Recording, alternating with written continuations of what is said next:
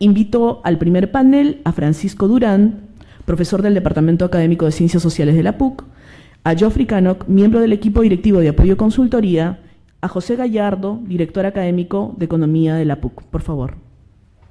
También a Humberto Campodónico, investigador DESCO y profesor de la Universidad Nacional Mayor de San Marcos, y a Ina Garland, profesora de la Maestría de Regulación, para lo cual les pido por favor un fuerte aplauso.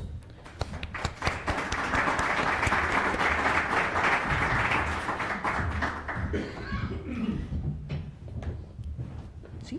¿Bien?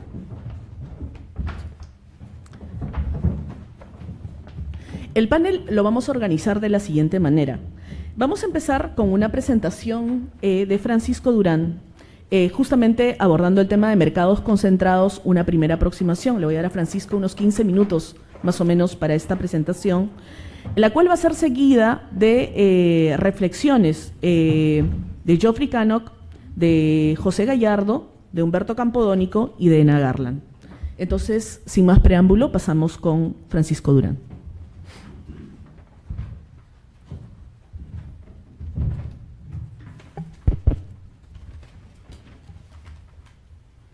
Bien, buenas noches a todos y todas. Tengo un PowerPoint para discutir este tema de mercados concentrados. Quisiera empezar diciendo, antes de que aparezca, que por ahí está.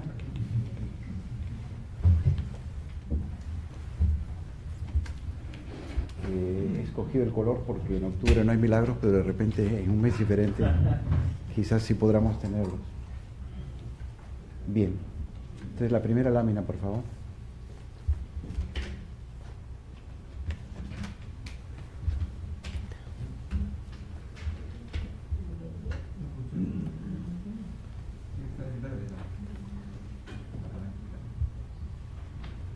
A ver.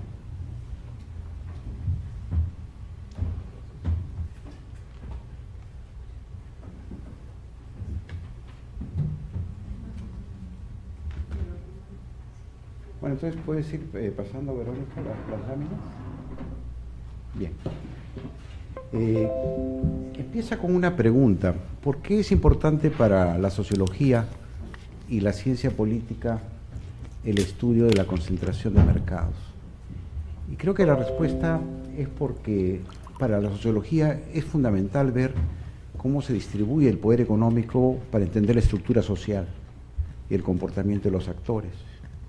En el caso de la política, porque es un dato fundamental del proceso político, en la medida en que muchos de los recursos materiales, tarde o temprano, de alguna manera u otra, terminan traduciéndose o intentando traducirse en influencia política.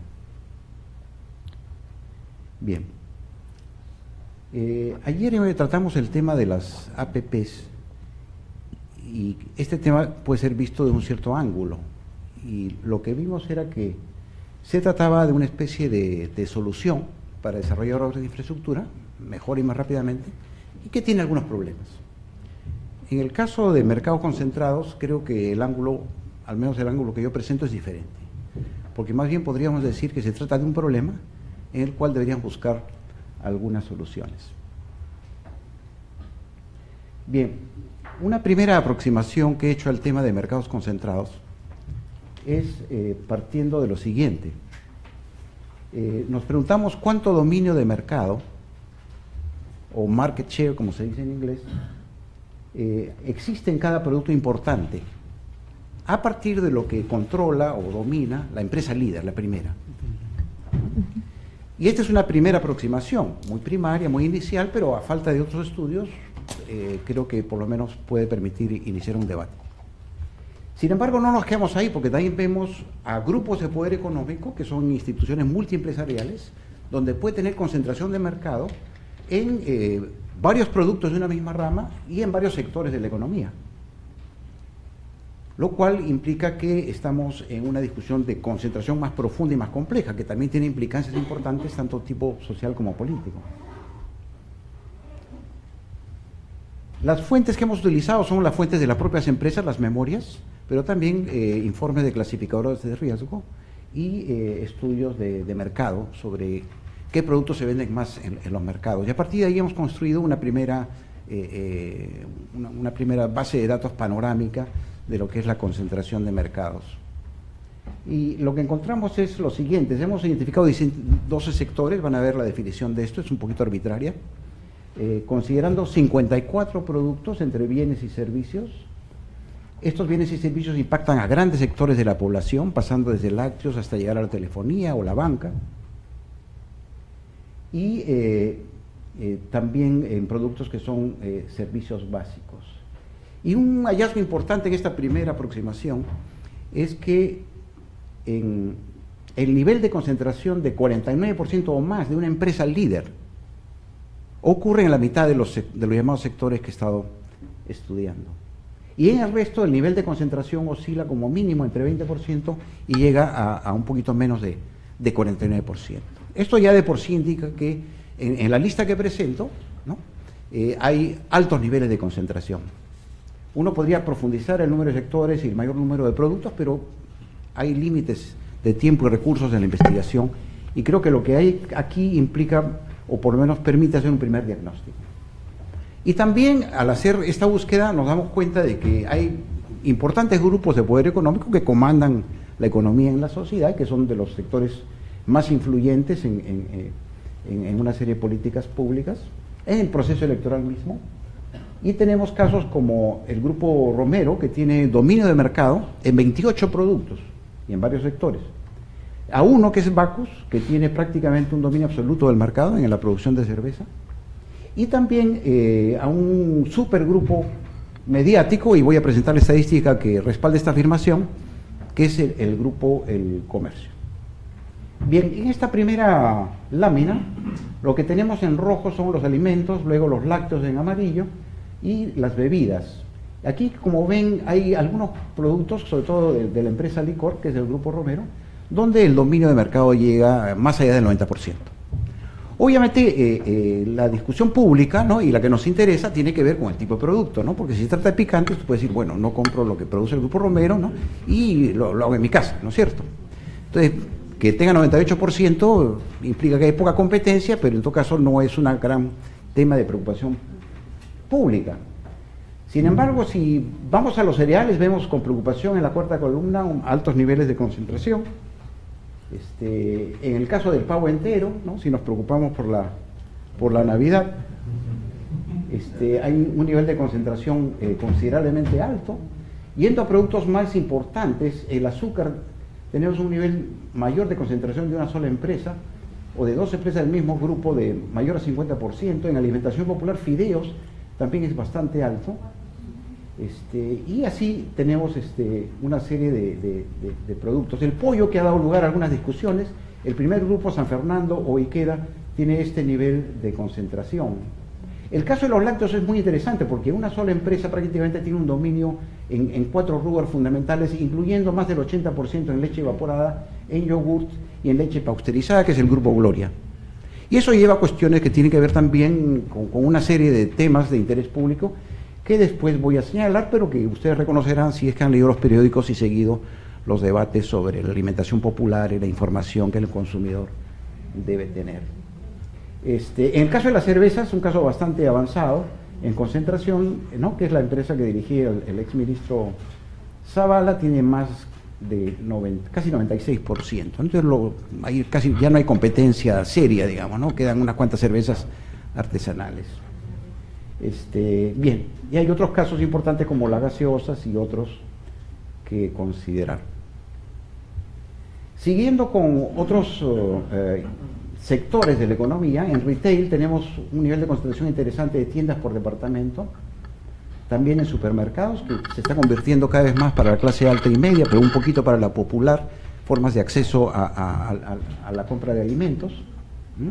Esta concentración en salud sí es preocupante y ha dado lugar a ciertos debates, porque las cadenas de farmacias, luego de una compra del grupo Interbank, ¿no?, tienen a ITI Pharma con un nivel de concentración bastante alto.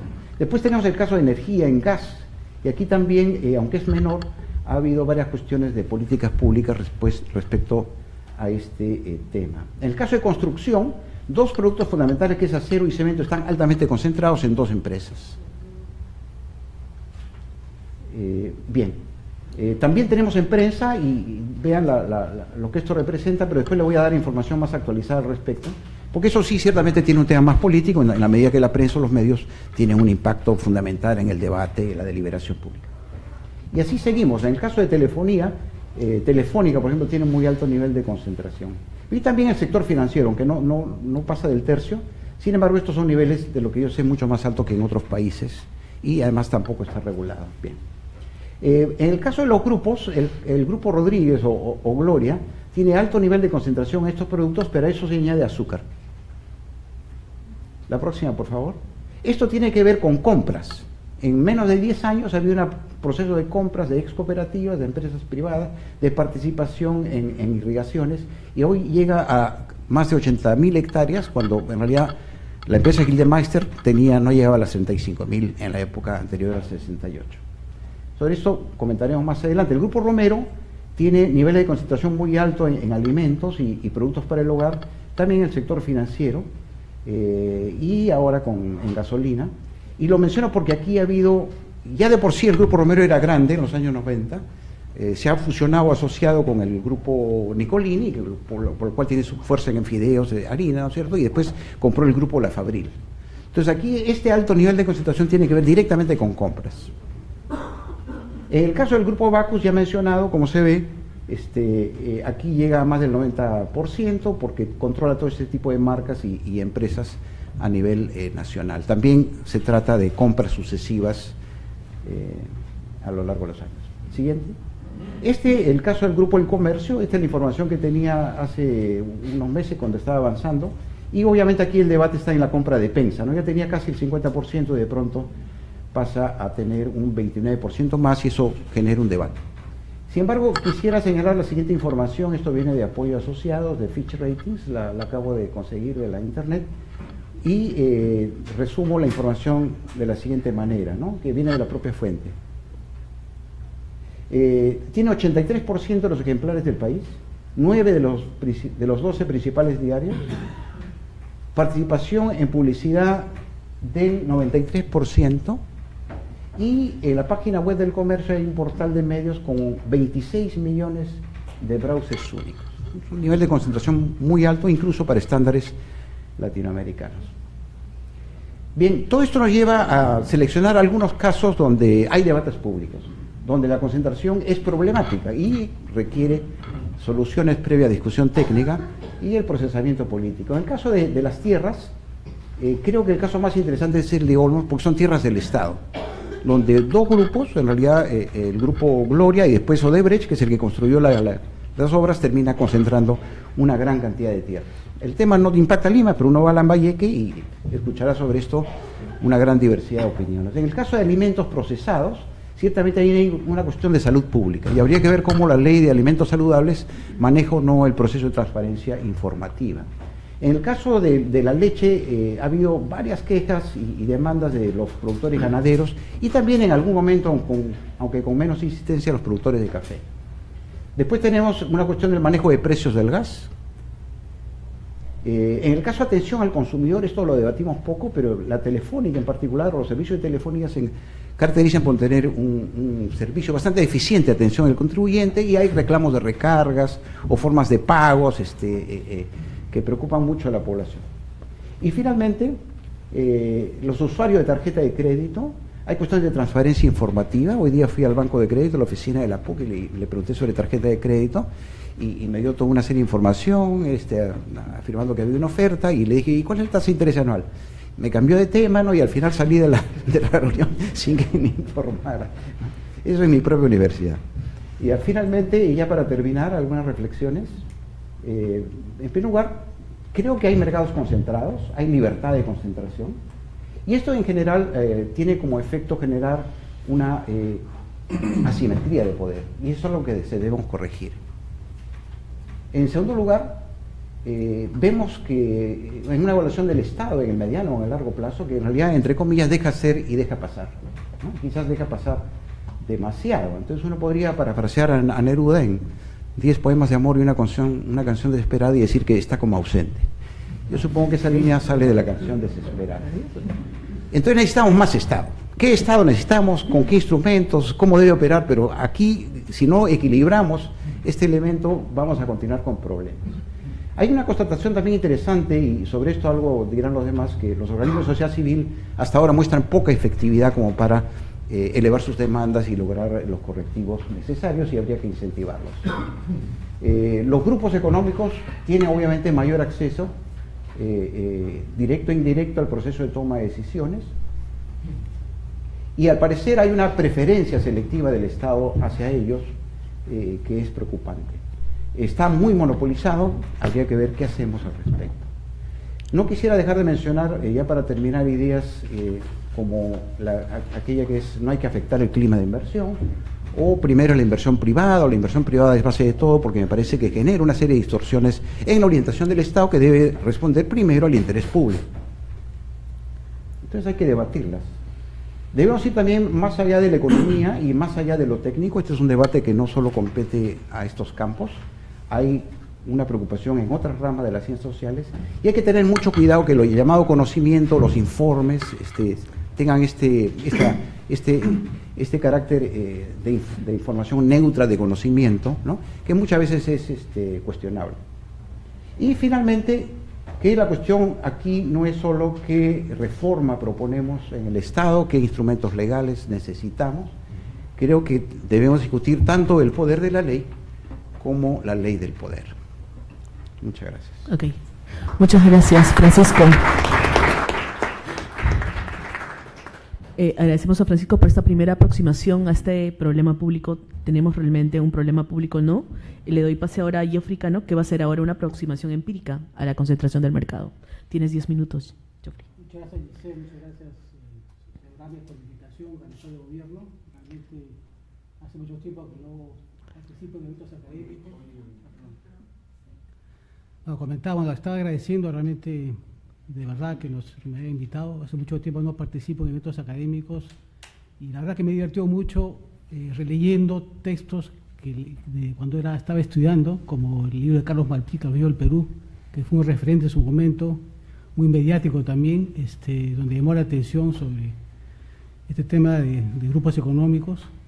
En fin, yo no voy a comentar perspectiva económica, porque no soy calificado para temas políticos o sociológicos. Y bueno, quería primero como introducción señalar que una cosa que llama mucho la atención es que hay poco estudiado sobre la unidad de investigación empresa. O sea, se ha hecho mucho en lo que son hogares, se ha hecho mucho en lo que son gobiernos, pero lo que es la unidad, digamos, empresarial como investigación, análisis, en verdad hay muy poco. El último censo empresarial fue en el año 2007, o sea, hace casi 10 años. Recién en el 2015, me parece, hizo la primera encuesta empresarial en el país. Fue un marco muestrable como de 200.000 empresas. Ahí he encontrado que solo 0.5% de las empresas son grandes, o sea, casi todas son pues pymes. Es un poco la realidad del Perú. O sea que esta discusión, en verdad, estamos en número, hablando de un pequeño número de empresas en el país. Y ahí, bueno, hay un análisis primero sobre esa encuesta que focaliza en temas de productividad. No tiene mucha concentración, hay un pequeño análisis de concentración de exportaciones, pero para otros fines. Pero en fin, no es un tema, o sea, en general lo que quería comentar, este paradigma que usan mucho los economistas de estructura, de comportamiento y de desempeño de las empresas. O sea, en verdad no hay muchos análisis empíricos en el país, no conocemos mucho. Hay análisis descriptivo de mercados, pero de análisis de cómo funcionan, cómo se comportan, sus estrategias, sus resultados, no tenemos mucho. Y por ejemplo, yendo al tema de grupos económicos, tampoco se conoce bien cómo entre ellos, cuál es la relación entre empresas de un mismo grupo, si compiten entre ellos, si colaboran, coordinan para otros fines fuera de los empresariales. Mi impresión es que compiten, evidencia anecdótica, digamos, que tengo. Creo que compiten mucho como hermanos que compiten entre sí. Hay mucha competencia entre las propias empresas, un grupo económico, por recursos, por liderar su propio mercado, en fin. Bueno, es un tema sumamente amplio, en verdad, el tiempo es muy cortito. Entonces voy a concentrar en algunos puntos de la exposición de Paco. Primer punto que quería mencionar es el tema quizás de aproximación empírica, y sobre eso, claro, él ha empleado un indicador que es a primera vista bastante razonable, que son participación en las ventas. los economistas usamos algo quizás un poquito más técnico, que es un indicador de concentración de mercado, que es el HHI, que implica un poco más de información, porque necesita la participación de mercado, no de la primera, sino de todas. La ventaja es que puedes comparar, digamos, ese índice entre industrias y entre países, ¿no? Entonces, tienes una manera de decir si el mercado qué tan concentrado está. En el país, lamentablemente, no hemos definido umbrales de qué cosa es alta concentración o qué cosa es moderada concentración, entonces no tenemos parámetros. Lo que hemos usado normalmente, tanto Indecopi como CIPTEL, se han prestado de las guías de las autoridades de competencia de Estados Unidos, de Europa, y en base a esas guías se han, digamos, tomado decisiones. Creo que parece que Pepe, en el sector eléctrico, tiene una sugerencia sobre cuál es el HHI para determinar si un mercado está o no concentrado. Pero creo que será una bonita agenda de trabajo, decimos, cómo medir la concentración en el Perú, ¿no? Creo que es algo, porque medirlo solamente por la participación de las primeras dos, no necesariamente no hay competencia en ese mercado. Puede haber muchas pequeñas empresas que compiten, puede haber incluso empresas informales que puedan hacer la diferencia en términos de competencia. Y ahí, quizás yendo a ejemplos, por ejemplo, el caso de Bacus, quizás en un momento llegó al 100% del mercado digamos, formal de cerveza, pero el mercado relevante, en verdad, como decimos los economistas, ahí el tecnicismo quizás no ayuda, pero en verdad ellos no compiten entre cerveza, la competencia con ellos es las bebidas alcohólicas. Entonces ellos compiten con el alcohol de caña que muele, que se muele. Y eso es 30% del mercado, o sea, eso no es un moco de pavo. Entonces, y ese alcohol esas bebidas alcohólicas se preparan en base al alcohol de caña, en verdad es bien barata también, o sea que es algo que hay que tomar en cuenta. Entonces, sí, hay un efecto de sustitución entre las bebidas alcohólicas informales y la cerveza. Otro punto que me parece importante distinguir es la diferencia entre crecimiento orgánico, que esa palabra significa que uno crece en base al éxito de sus estrategias empresariales, a su inversión, a su competencia, a cómo se diferencia en el mercado, versus una estrategia de pura adquisición, ¿no? Entonces, por ejemplo, este caso polémico quizás del comercio, claro, creció mucho el comercio, pero el comercio ya no es el diario comercio en su momento, sino el mayor éxito que tuvo es ocurrirse de lanzar el Trome, lanzar el Perú 21 en su momento, y con esos diarios fue que creció y capturó una parte importante del mercado. Y eso, tanto las autoridades en Estados Unidos como en Europa lo consideran que es algo positivo, porque en base a innovación, en base a estrategias de diferenciación de productos o de nuevos productos, se logra aumentar el mercado.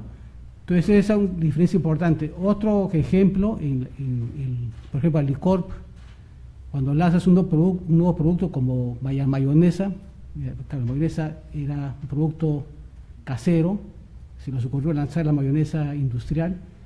Claro, inicialmente, como son primeros, tienen el 100% del mercado, pero es un producto nuevo, y eso es lo que en general pasa en muchos de estos productos de consumo masivo, como productos de limpieza, productos del hogar, que naturalmente hay líneas de producción muy comunes entre ellas, ¿no? O sea, tienes tu línea de alimentos, tienes varios procesos comunes a productos, de tal manera que es natural esperar que vas a tener una participación alta en todos esos productos.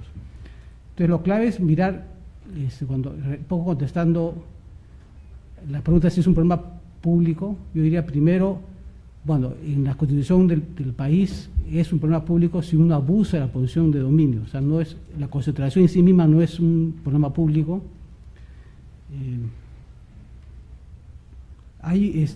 Y claramente dice que el Estado combate todo abuso de posición de dominio, ¿no? Ahí creo hay una frase ahí. Creo que quizás el reto es cómo interpreta. Hay una frase que habla de vigila la libre competencia. Entonces, ¿qué exactamente significa vigilar la libre competencia? Si es un tema de, digamos, de libre concurrencia, es decir, está bien que uno concurra al mercado y eso es suficiente, y entonces el Estado se preocupa de que haya libre concurrencia, o implica que haya políticas, digamos, porque a veces los gobiernos hacen políticas que limitan la competencia, o sea, debe haber una suerte de vigilancia, de que no haya políticas que impidan competencia, una suerte de barreras burocráticas, o más bien es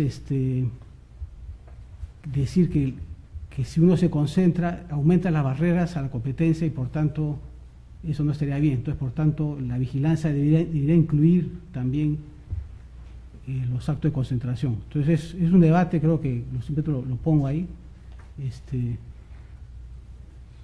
Pero en términos de, digamos, porque no debe preocupar, o sea, yo no conozco a un estudio que se ha hecho, que haya hecho el caso de mira, hubo esta concentración y hubo un perjuicio al consumidor o a los usuarios. O sea, ¿cuál es? ¿Ha aumentado el precio? ¿Qué pasó con o sea, hubo un perjuicio real al consumidor? Eso no conozco, por lo menos. Son estudios difíciles, porque nunca se sabe qué hubiese pasado si, ¿no?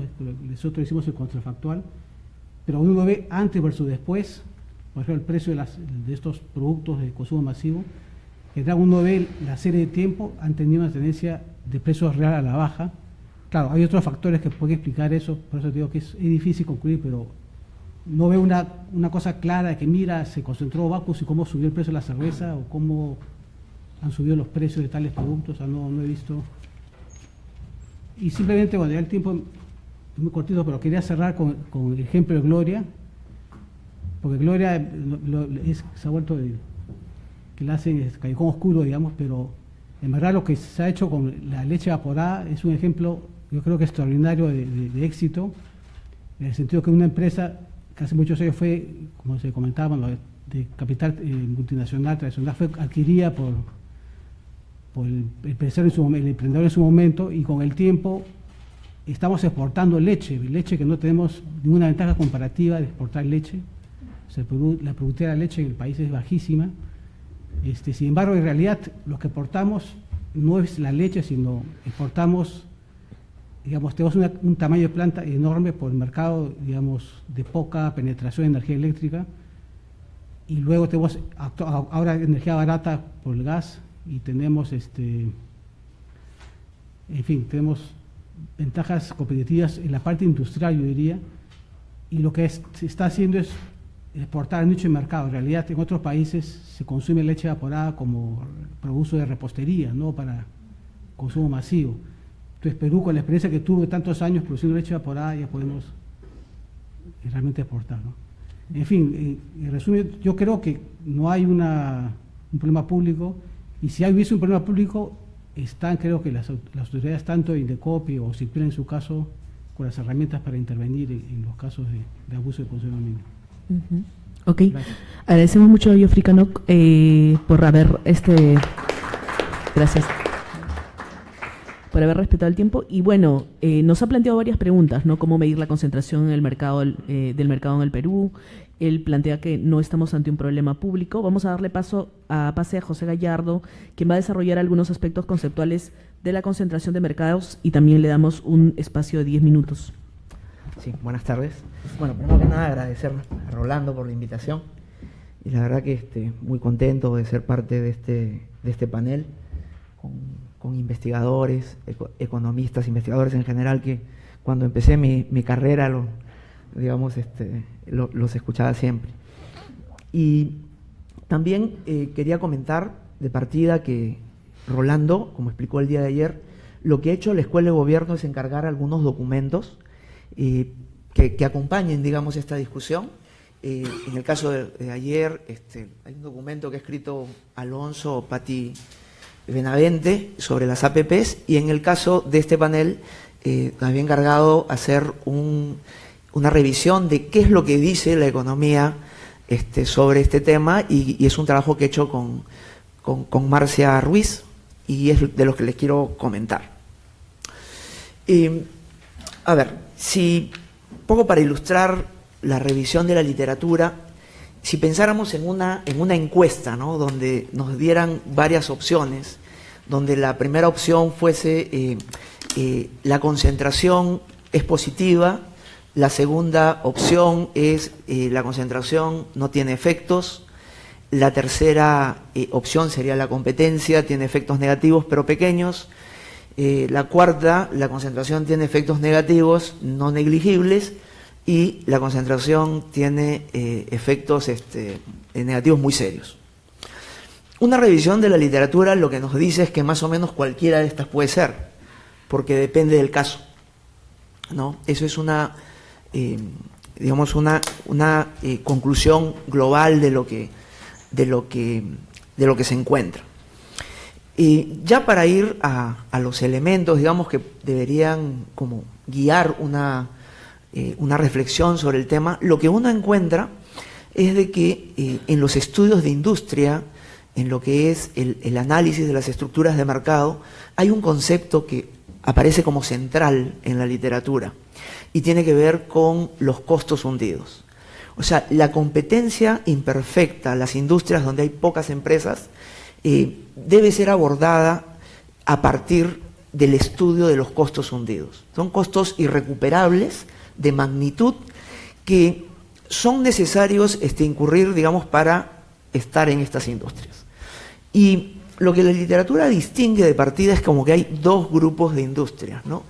Uno primero es donde hay costos hundidos, pero lo que se denomina más de tipo exógeno, que se refieren a inversiones irrecuperables que son necesarias para entrar, ¿no? Es decir, es como los gastos en ingeniería, la construcción, etcétera, para entrar a una industria.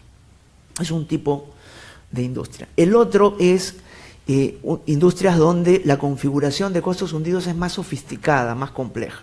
No solo necesito hundir costos para entrar, sino que también existen costos hundidos relacionados a la demanda y, por ejemplo, del tipo publicidad.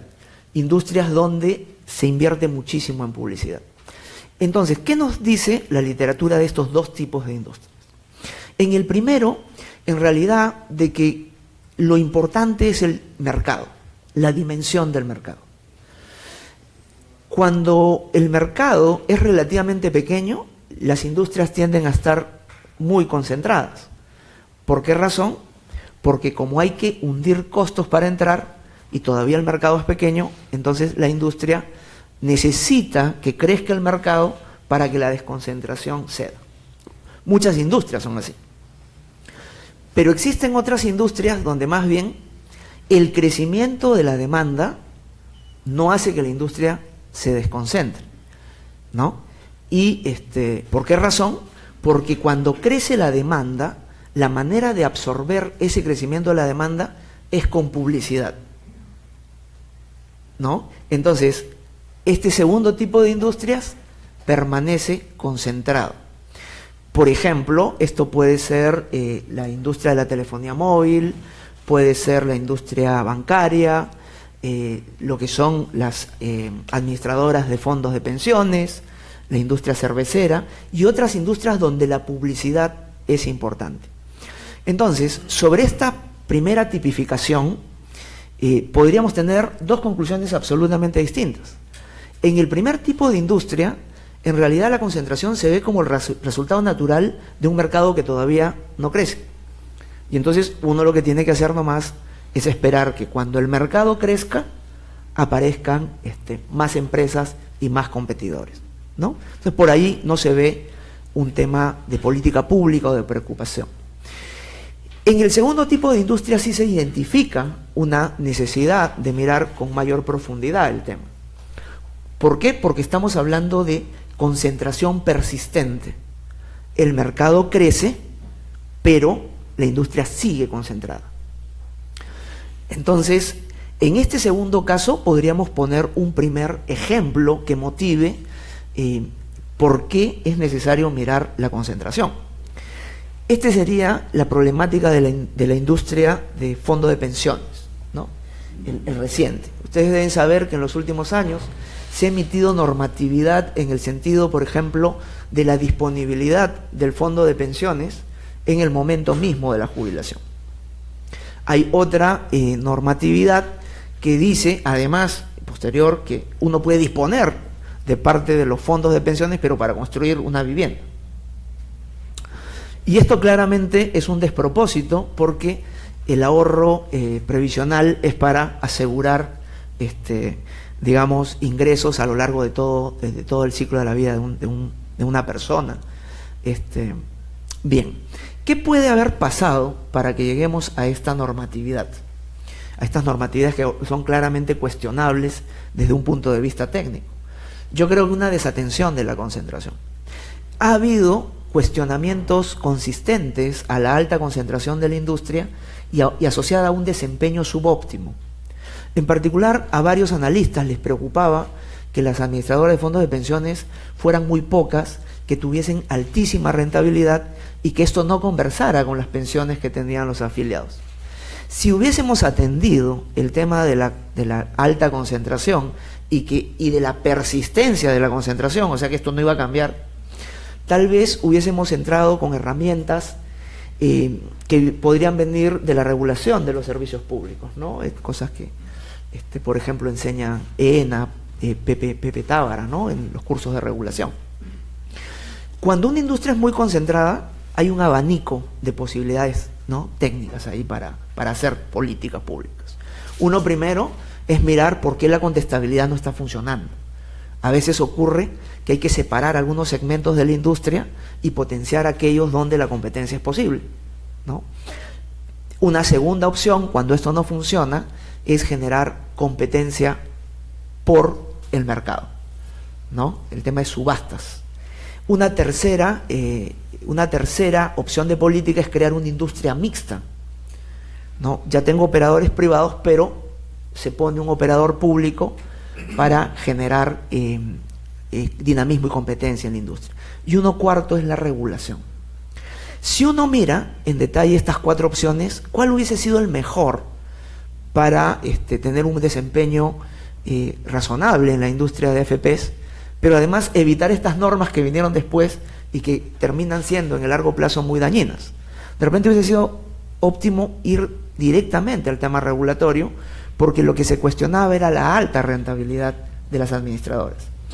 Pero si uno mira lo que pasó en Chile, que es como de donde tomamos los ejemplos, curiosamente fuimos en una secuencia que lo único que dejó y que hasta ahora no ha hecho es la opción de regulación. Empezaron potenciando la contestabilidad, insistieron, mejoraron algunos elementos de la industria, pero no pasó esto a mejoras en el desempeño. Entonces en Chile se pasó a una segunda etapa, competencia por el mercado. Comenzaron a subastar, ¿no? Cosa que también el Perú después imitó. Subastaron parte del mercado y las comisiones bajaron, digamos, ¿no? Pero esto no conformó a los analistas y a los pensionistas. Entonces en Chile hoy día se discute el tema de una AFP pública para crear una industria mixta, ¿no? Y no han llegado a la regulación. En el caso peruano, las iniciativas normativas, ¿no?, responden en línea con lo que Gisela había, digamos, descrito al comienzo, más bien una respuesta de tipo político a una problemática que los técnicos no resolvieron, ¿no? Entonces, en este segundo tipo de industrias, uno puede encontrar que el descuidar el tema de la competencia, el descuidar el tema de la alta concentración, llevó a un desempeño que en el largo plazo no va a estar bien, ¿no?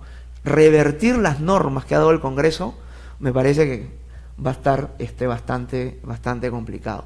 Entonces, lo que se visualiza allí es un problema para los años que vienen. Entonces, yo creo que lo dejo ahí por ahora por el tema del tiempo y después tomaría otro elemento. Gracias. Ok, muchas gracias, Pepe, por tener en cuenta, digamos, el tiempo.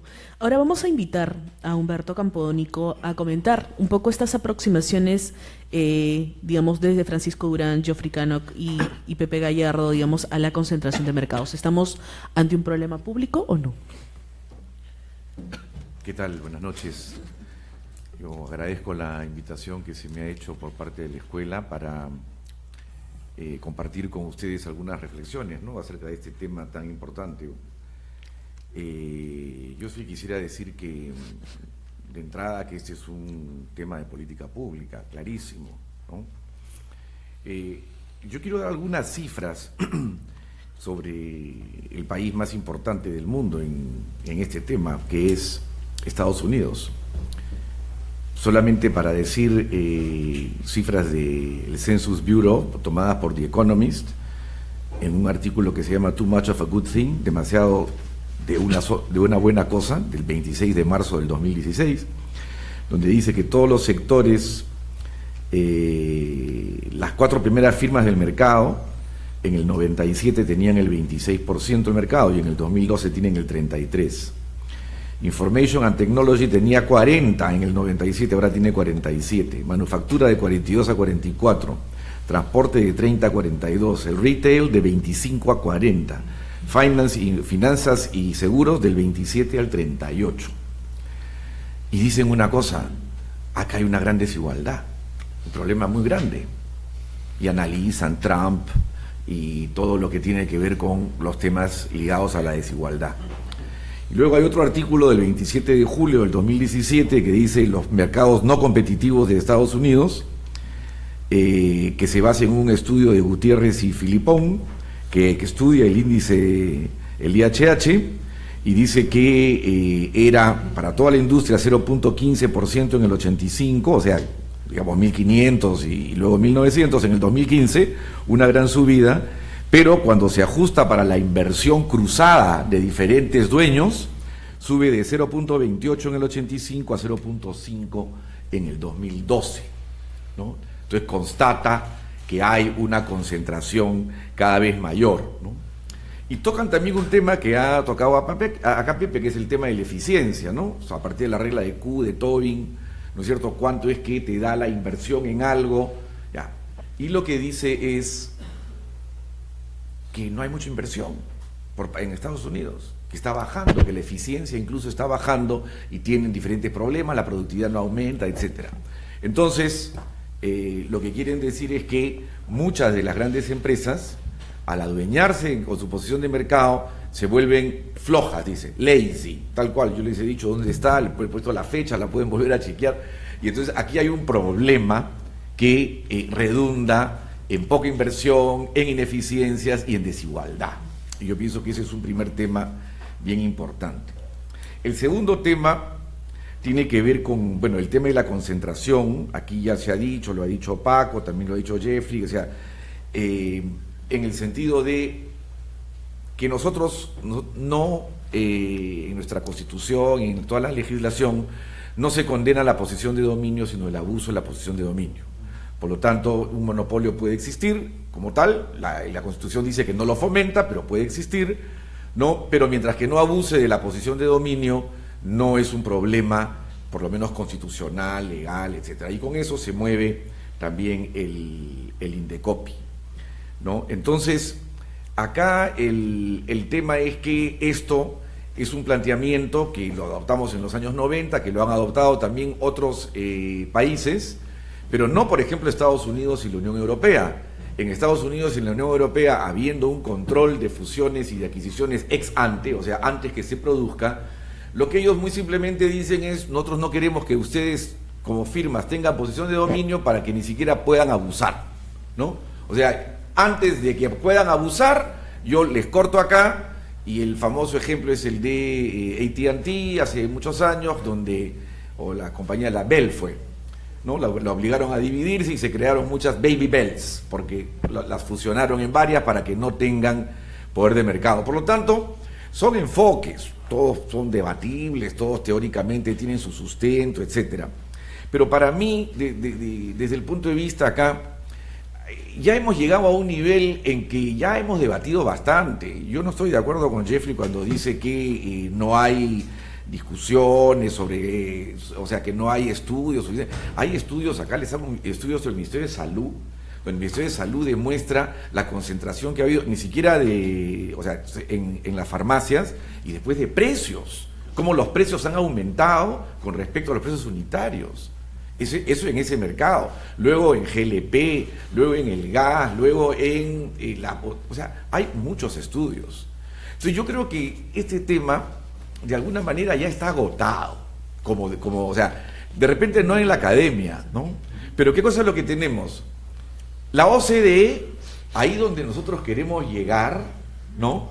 ¿Qué cosa es lo que nos dice? ¿No? Es bien interesante lo que nos dice la OCDE. Dice en su estudio Multidimensional Review of Peru Competitiveness and Diversification, algo así, diversificación de la estructura, del 2015, dice, Indecopi debiera mejorar su framework de carteles y otros acuerdos horizontales, así como las adquisiciones. La legislatura peruana ya está discutiendo estos dos aspectos para mejorar la eficiencia y la efectividad de las investigaciones. Primero, hay que clarificar los estándares legales aplicables a los carteles y a otros acuerdos horizontales. Esto es particularmente relevante en el Perú, ya que del 2008 al 2013 más del 90% de los casos iniciados por Indecopi estaban ligados a temas de carteles y 70% de las multas correspondieron a dichos casos. Segundo, el control de las adquisiciones debiera mejorarse a través de la introducción de una notificación compulsiva ex ante de la fusión, con especial énfasis en aquellos umbrales que tienen que usarse para operaciones de adquisición.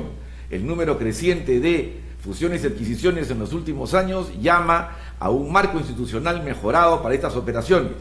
En el periodo 95-2000 solo 3 mergers acquisitions, o sea, en el 95-2000 solamente 3 fusiones y adquisiciones, mientras que ahora son 62 en el periodo 2010-2014. Y quiero darles unas cifras de PricewaterhouseCoopers, que hace todos los años su estudio de las fusiones. Dice, en el 2010, 5.580 millones de dólares, en el 2011, 9.000, en el total, del 2010 al 2016, 57.000 millones de dólares de fusiones y adquisiciones. Ahora, esto no es Greenfield Investment, no es inversión nueva, estos son adquisiciones, es Brownfield. Ok, entonces, estamos hablando acá de grandes empresas, claro, son minúsculas comparadas a las 2 millones de empresas que hay en el Perú, pero las 200 o 300 primeras están concentrando los mercados, ¿no? Entonces, ¿por qué no se puede hacer un control ex ante de estas fusiones? Se dice que cuesta mucho, que demora, que no sé qué, que por aquí. Miren, cuando se fusionó LAN y TAM, se demoraron como 2 años, el órgano chileno tuvo que aprobarlo, el órgano brasileño también, le dijeron que vendan un hangar en Argentina, no sé qué, bueno, se aprobó. Ahora, la compañía está funcionando mal igual, pero digamos, el órgano de competencia lo hizo. Aquí hay leyes, o sea, proyectos de ley, ya varios años tenemos.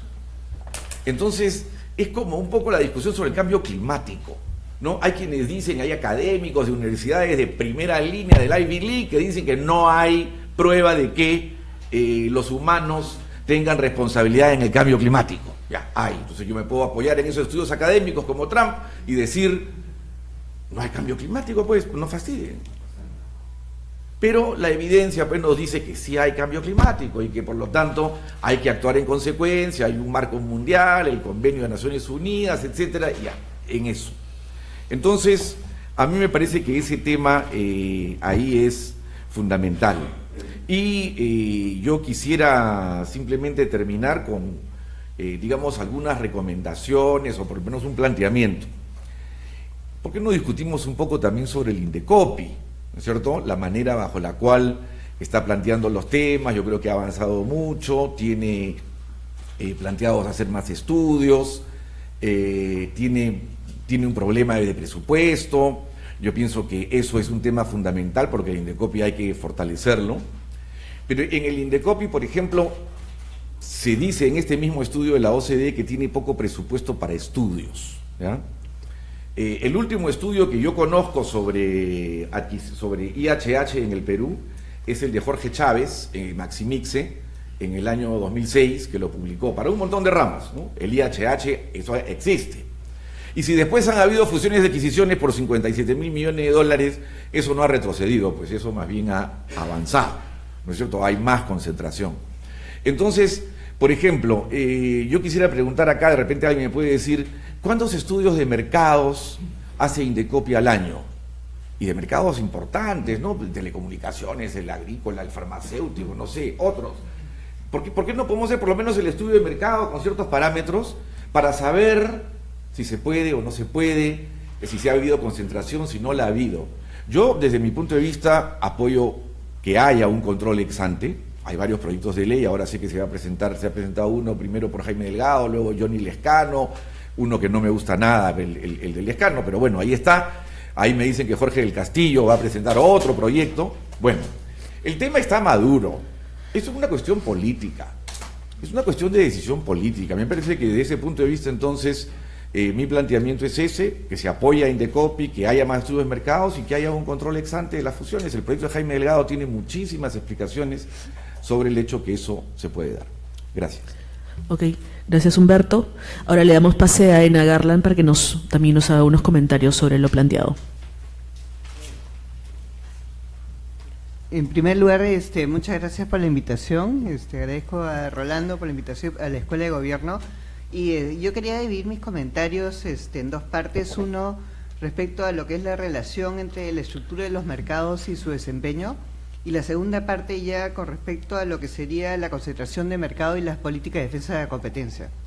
Y bueno, me parece muy interesante el trabajo del profesor Durán como una primera aproximación en relación al primer tema para medir la concentración de los mercados.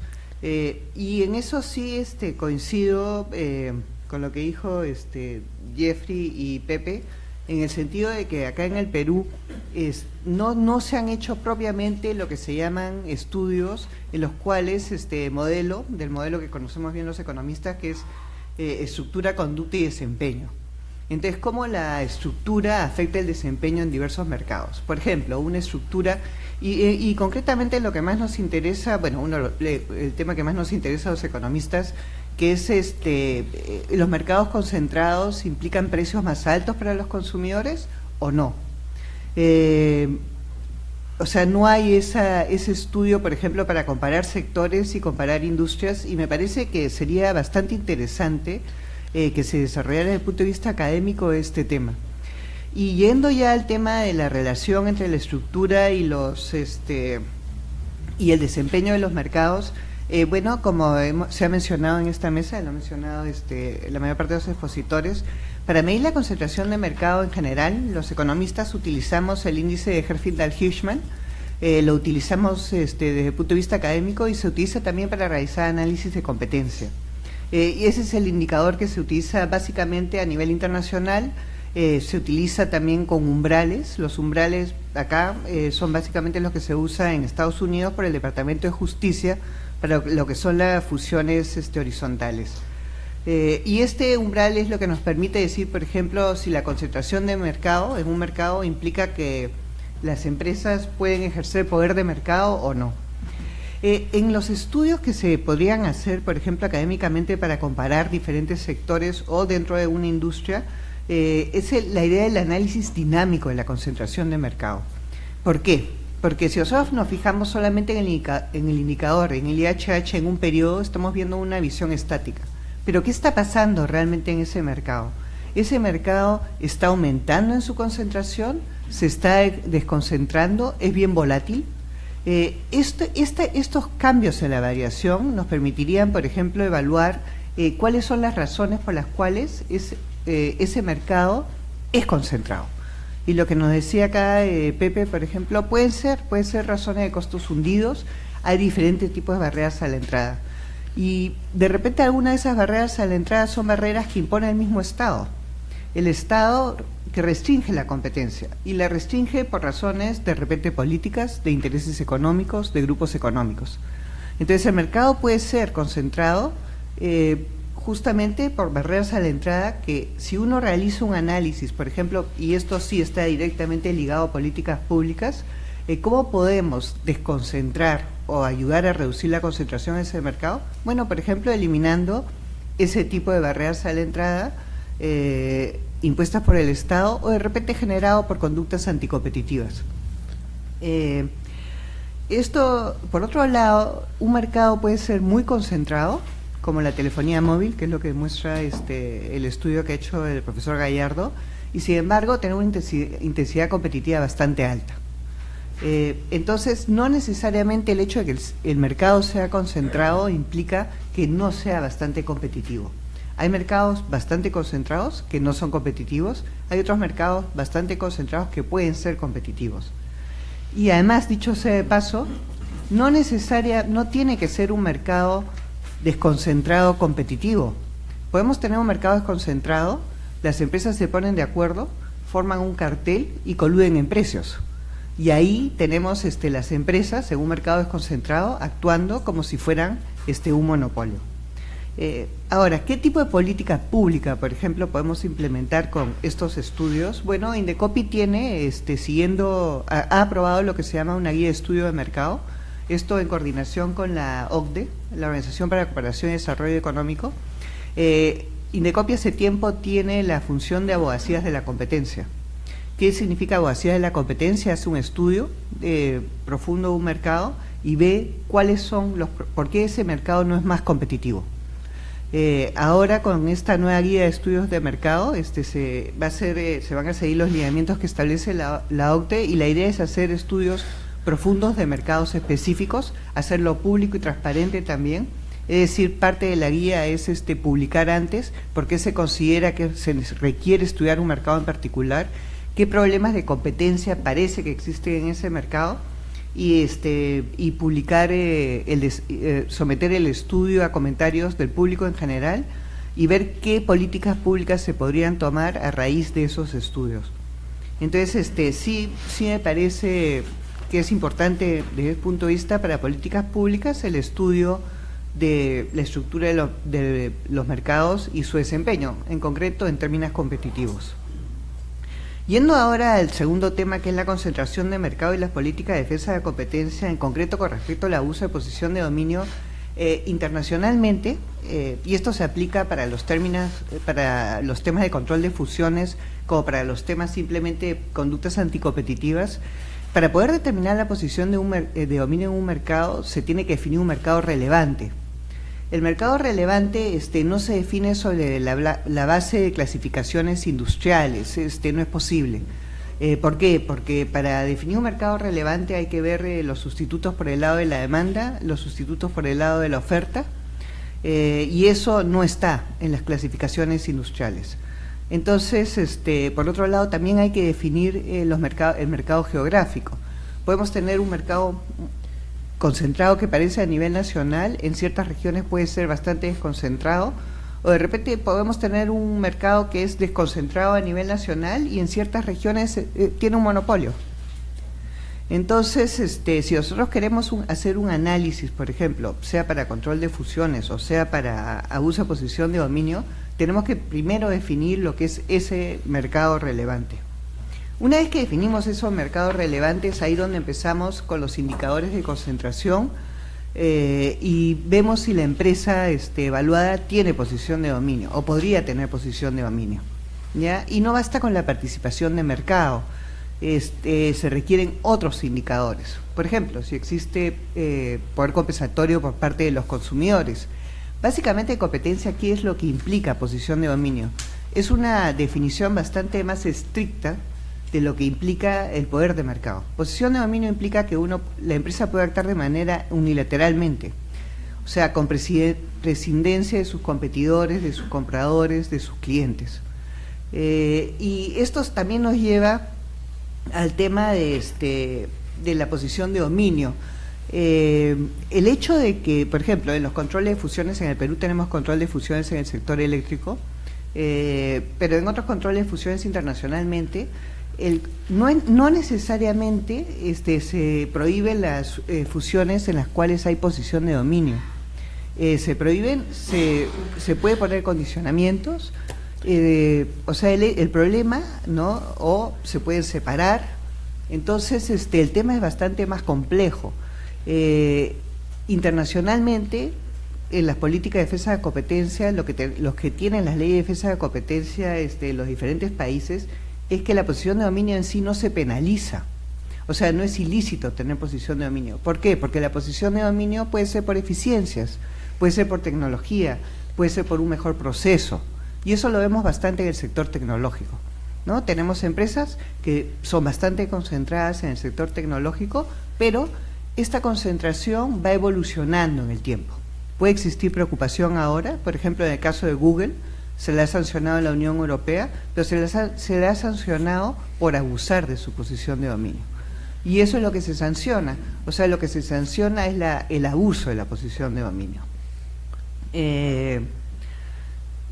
Y en ese sentido, sí, cada caso no podemos generalizar, ¿no? Ese es yo diría que esa es la conclusión de mi análisis.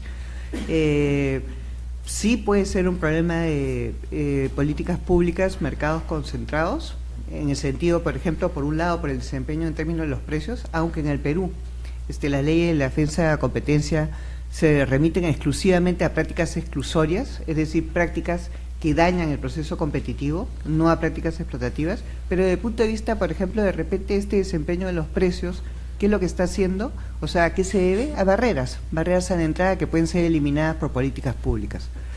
En términos de política de defensa de la competencia, definitivamente sí, deben ser sancionadas cualquier abuso de posición de dominio.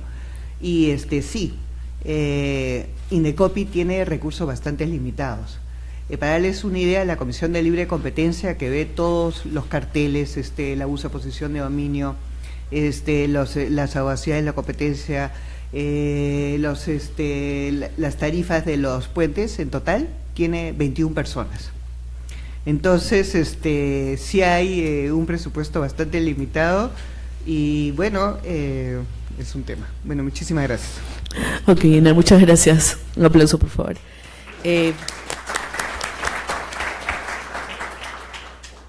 Bueno, me imagino que todo lo dicho por los panelistas implica, de hecho, reacciones de los demás miembros del panel. Así que les vamos a dar un espacio de 2, máximo 3 minutos. Voy a ser súper estricta porque estamos contra el tiempo. Para que den, digamos, en este caso, sus reflexiones a propósito de lo dicho por los demás y también reflexiones respecto de cuál es la agenda pendiente, digamos, a partir de lo que se ha mencionado. Empezamos entonces por Francisco Durán. Bueno, en el poco tiempo que hay, quisiera precisar o mencionar algunos puntos. Un primer tema que ha sido mencionado por varios de los aquí presentes, y no son todos, es la ausencia de estudios, lo cual es realmente paradójico, porque como teniendo ciencia no se usa, digamos, ¿no? Uno se pregunta si no quiere usarse, tanto de parte del Estado como de otras organizaciones. Entonces yo creo que esa inhibición científica, digamos, debemos superarla y que espero que este panel contribuya a eso. Sin embargo, hay uno que otro estudio, y ya lo mencionó Humberto, de que Maximice había hecho un estudio usando el índice HH, que ha sido comentado, que sí demuestra que está aumentando la concentración. Y yo creo que eso también es algo que a partir de algunos indicios es comprobable.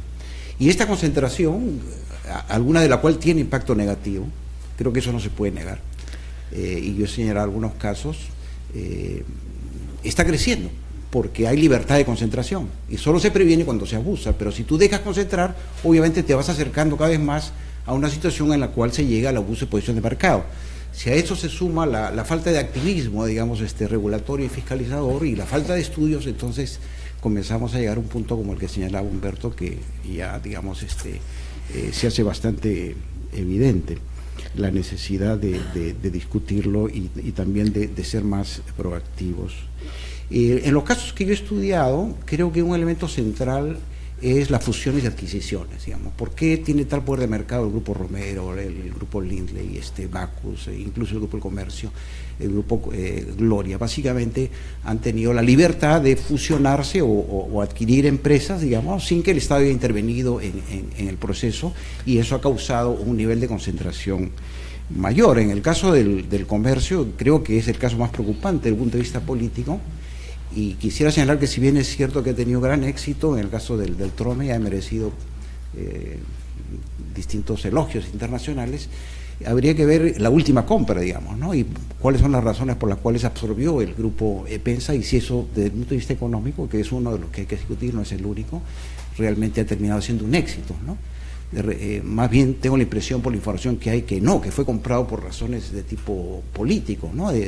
Por digamos, evitar que un grupo competidor tuviera tal influencia en materia de manejo de opinión pública, pero sí ese es un caso realmente preocupante. No sé si lo podemos llamar de dominio y posición de mercado. Se usan indicadores muy diferentes como los que he señalado, pero ese es un tema que está en la agenda y que está en el debate. Y finalmente yo creo que no es tanto una cuestión de estudios, ¿no? Hay que escuchar a la sociedad civil, digamos, ustedes quieren atender al consumidor mejor, vayan el sábado al local de Telefónica y van a escuchar a la gente, digamos. Se pueden también hacer estudios de opinión pública, ¿no? Creo que hay una necesidad de estar más en contacto con el país, digamos, ¿no? Creo que el Estado tiene que encontrarse con la sociedad. Hemos visto que Indecopi está más proactivo y tiene mejores estudios, probablemente estamos en la dirección correcta, pero lo más importante quizás es constatar de que está en ese camino porque la situación se ha hecho más difícil. Gracias. Ok, muchas gracias, Francisco. Ahora le damos pase a Geoffrey, por favor, para tus reflexiones finales.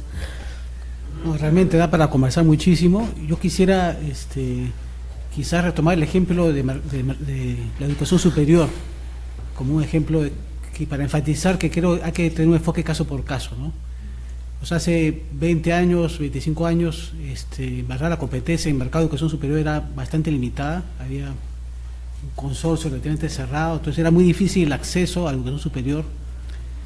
En los 90 se soltó el mercado, entonces se permitió un ingreso enorme de cualquiera que quisiera dar educación superior, y eso llevó al otro extremo de un tema de calidad, ¿no? Entonces pasamos de un problema de poca competencia a un problema de calidad. Uh-huh. Y creo que de alguna manera una iniciativa para reaccionar ante esa falla de mercado, que nosotros decimos, de una falla de mercado de poca competencia nos pasamos a una falla de mercado de calidad, de información asimétrica, porque la gente estaba matriculándose. Pero a lo que voy es que hubo la capacidad de reacción, digamos, ante un problema concreto, y creo que, nuevamente, yo creo que se han creado las instituciones como para identificar esos problemas y plantearlas, ¿no? Luego, este tema del control previo, en verdad, también da para días de discusión. Efectivamente, hay muchos debates, varios proyectos. No quisiera entrar en detalle. Yo lo que digo es, hay muchos argumentos, pero yo lo que diría es que una empresa va a ser efectiva, justamente por el argumento, el punto que menciona Paco, que si ya estamos concentrados, marginalmente, ¿en qué va a ayudar el decir no a más concentración? Yo creo que no movería mucho la aguja, salvo que, no sé, la República Copa del Comercio, una cosa así. Sí,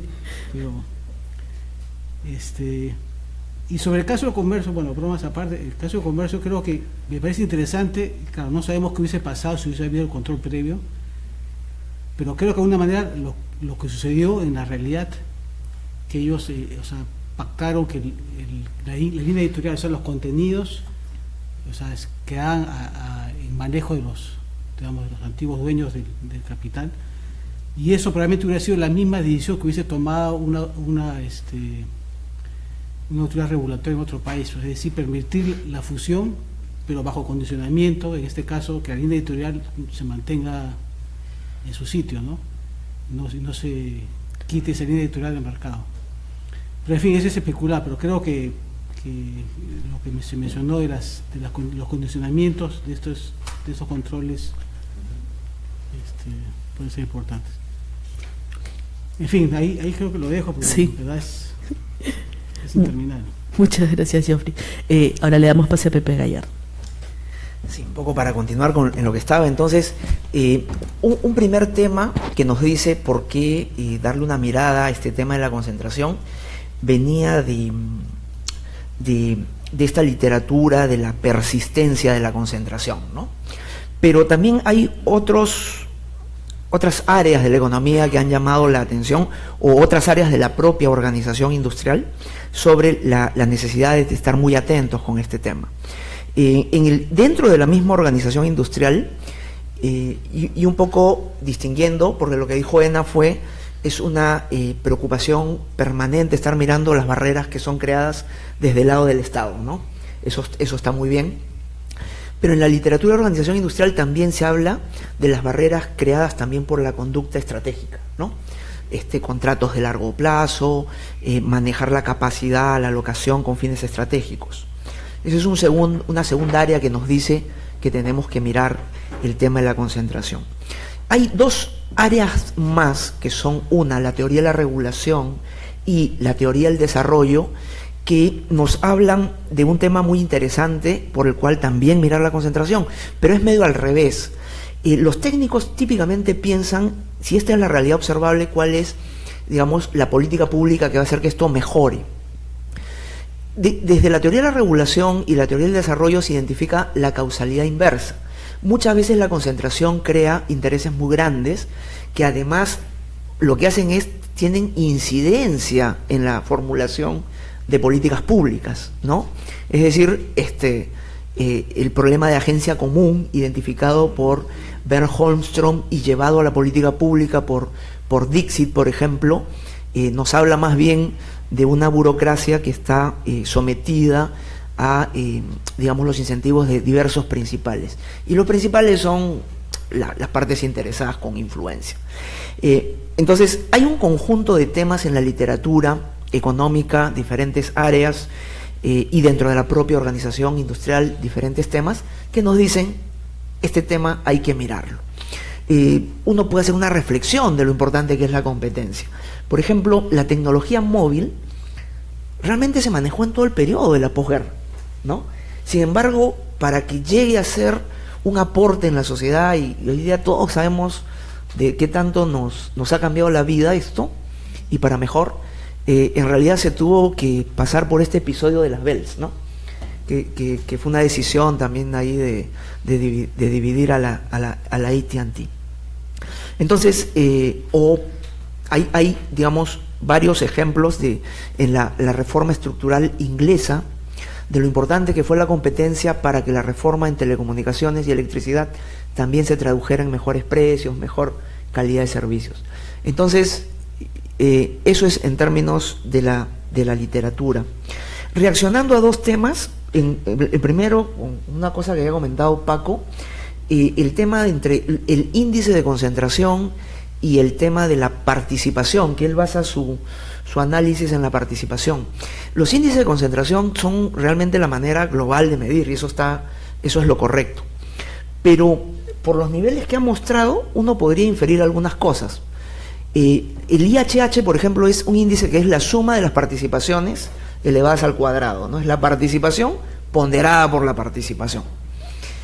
Entonces, si en una industria hay una empresa que tiene 50%, el índice de concentración de partida ya tiene 2.500 ahí, ¿no? O sea, todo lo que venga suma.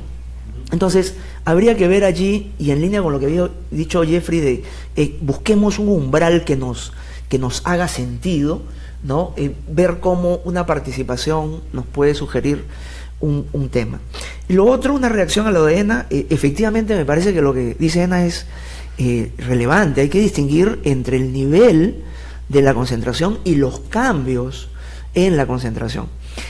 Michael Salinger, en uno de los mejores estudios de cómo la concentración de la industria es explicada o por eficiencia, mejor dicho, la rentabilidad, si es explicada por concentración o por eficiencia, toma precisamente lo que dice ENA. Él encuentra que los cambios en la concentración, o sea, cuando crece, están asociados a disminuciones de precios y de costos. O sea que el argumento de eficiencia ahí es fuerte, ¿no? O sea, no está pasando la monopolización por otra cosa distinta de que hay una empresa que está siendo muy eficiente o un conjunto de empresas que están siendo muy eficientes. Pero también otra parte, el otro resultado empírico importante que encuentra Salinger es sobre el nivel de precios.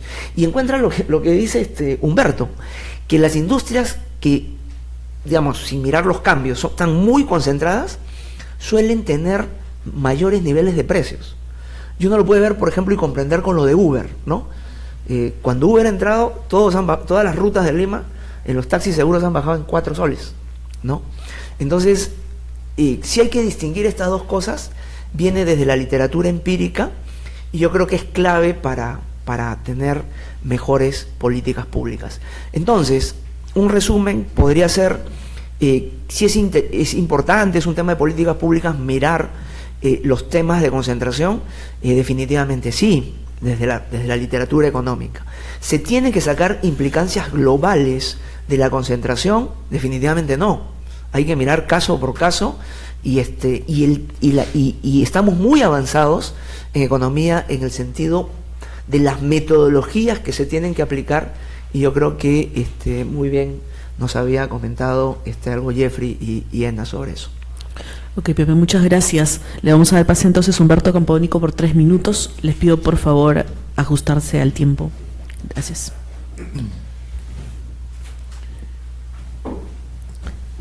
A ver, yo creo que uno de los temas que más recurrentemente estamos conversando en la mesa es el tema del caso por caso. No toda la concentración es mala per se. Se está hablando de que la posición de dominio no necesariamente genera un abuso, sino que puede incluso tener una mayor eficiencia, que podría trasladarse incluso en mejores precios al consumidor. Podríamos seguir discutiendo mucho este tema. Lo que yo no llego a entender desde el punto de vista ya más de política pública es por qué todo este análisis que se puede hacer con las herramientas teóricas y analíticas que se han visto acá se opone a que haya una ley de control previo de fusiones y adquisiciones. O sea, eso es lo que yo no llego a entender. Si se hace una buena ley que vaya en ese sentido y que esté mirando el hecho de que haya incremento de la eficiencia, que esto se traduzca en mejores precios para el consumidor, porque la eficiencia tiene que ir de la mano con mejores precios para el consumidor, pues, o sea, no, la eficiencia solamente desde el punto de vista de la empresa sería una rentabilidad muy grande. Ese no es el tema, yo creo que nadie lo está proponiendo acá. Ese es uno. Y dos, también hay que preguntarnos, ¿no? O sea, la OCDE lo tiene, todos los países industrializados lo tienen, muchos países de América Latina lo tienen, salvo Cuba y Perú, ¿no? Que solamente lo tenemos en el sector eléctrico desde el año 97 y que incluso está ya medio perforado, ¿no? Entonces no entiendo por qué toda esta buena discusión sobre concentración no puede llegar a un fin que tiene que ver con este control ex ante. O sea, miren, yo podría, a ver, yo les he dado la cifra, ¿no?, de Pricewaterhouse, 57.000 millones en los últimos 10 años, y evidentemente que conversando antes sobre este tema, alguien me decía, mira, los estudios de abogados son los que ven fusiones y adquisiciones, y ahí me daban la cifra, ¿no?, los diferentes estudios y la buena cantidad de dinero que se juega al asesorar a las diferentes empresas que se van a fusionar y que se adquieren. No voy a hablar las cifras, están en todos lados, están en Pricewaterhouse, están en gestión, etcétera. Entonces, si hablamos de política pública, ¿quiénes son los que se oponen? O sea, desde el lado de la academia yo entiendo muy bien que haya una discusión a fondo sobre todos los temas. Por ejemplo, aquí cuando se habla de mercado relevante, o por ejemplo del mercado contestable, no, yo en Petroperú he vivido el tema del mercado contestable porque se decía con respecto a la importación de combustibles, bueno, si ponemos el precio mucho más alto que la paridad de importación, van a aparecer quienes van a importar combustible y lo van a vender más barato.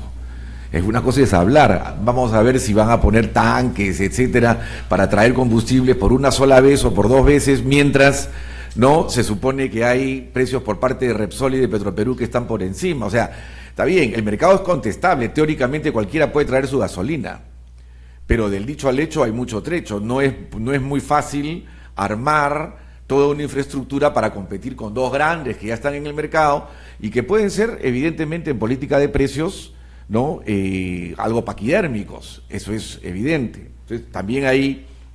Luego estaba el otro tema de la propiedad por ejemplo, la propiedad de la tierra. Se ha discutido poco, yo he estado viendo ese tema a raíz de trabajos de Fernando Eguren.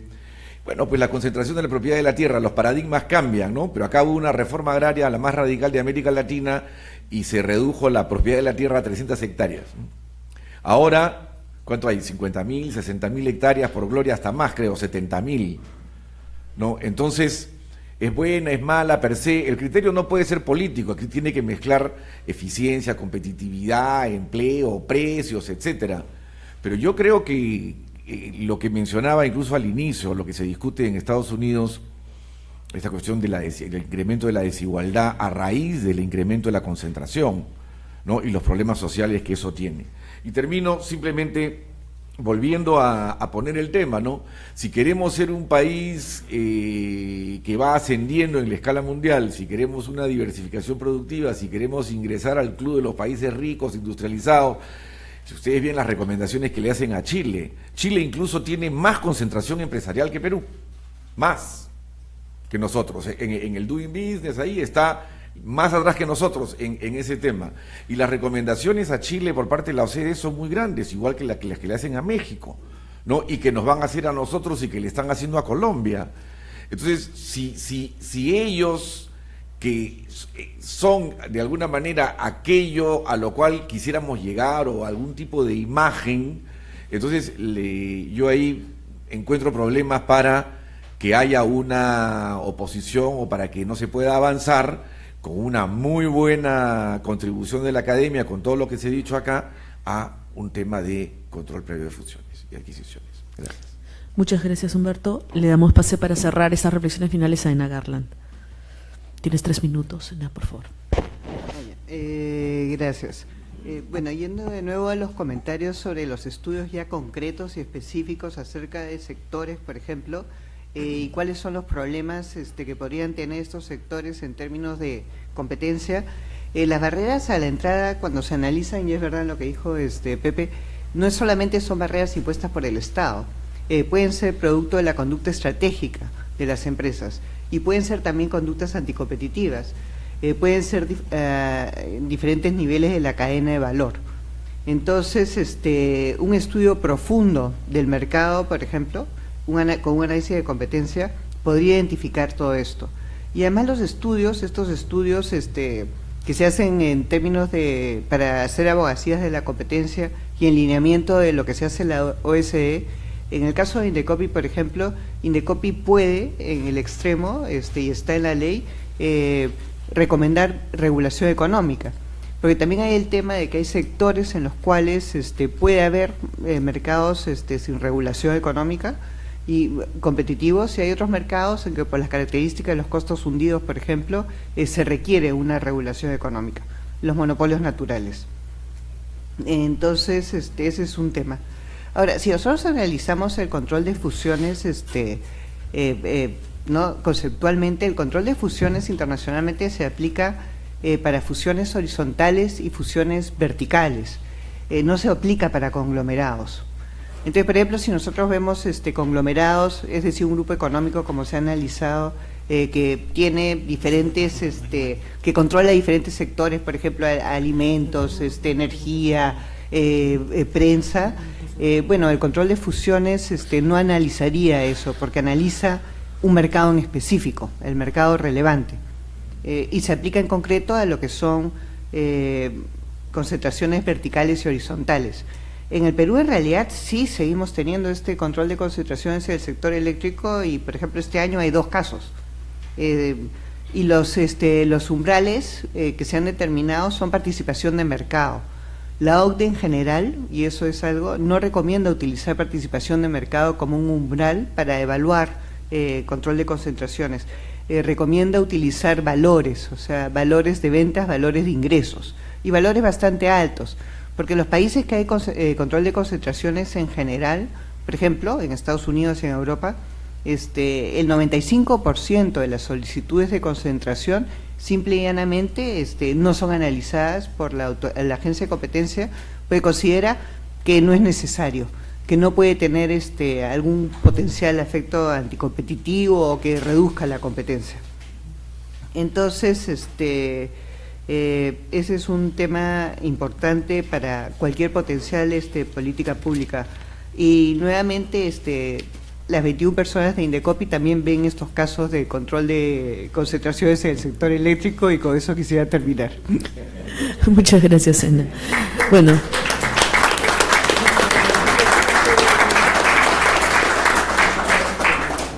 Bueno, de eso se trata justamente la comprensión, digamos, en este caso, de cómo se va moldeando en este caso la comprensión de un problema público, ¿no? Hemos podido observar diferentes perspectivas, diferentes puntos de vista respecto de si estamos o no frente a un problema público en relación a lo que es la concentración de mercados, y también se han planteado, digamos, varias propuestas alternativas de políticas públicas que van desde profundizar estudios al, digamos, reforzamiento inclusive de las capacidades institucionales de Indecopi. Vamos a seguir justamente en el segundo panel analizando, digamos, en este caso, de la concentración del mercado y las desde las diferentes perspectivas de otros panelistas. Vamos a hacer una pausa café de solo 10 minutos. Les pido que por favor prácticamente vayan, cojan su café y regresen. Nos encontramos en 10 minutos. Y agradecemos por favor a este primer panel. Muchas gracias, con un aplauso.